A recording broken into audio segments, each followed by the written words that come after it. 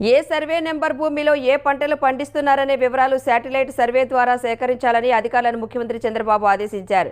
ఎరువులు, పురుగుమందులను అవసరానికి మించి వాడకుండా రైతులకు అవగాహన కల్పించాలని సూచించారు. అన్నదాత సుఖీభవ పథకానికి ఈ పంట ద్వారా అర్హులను గుర్తించాలని స్పష్టం చేశారు. సచివాలయంలో వ్యవసాయం, అనుబంధ రంగాలపై ముఖ్యమంత్రి చంద్రబాబు 4 గంటలకు పైగా సమీక్ష నిర్వహించారు. తూర్పుగోదావరి జిల్లా బిక్కవోలు మండలం బలభద్రపురంలో చేపట్టిన శాటిలైట్ సర్వేతో సమగ్ర సమాచారం వెల్లడైందన్నారు.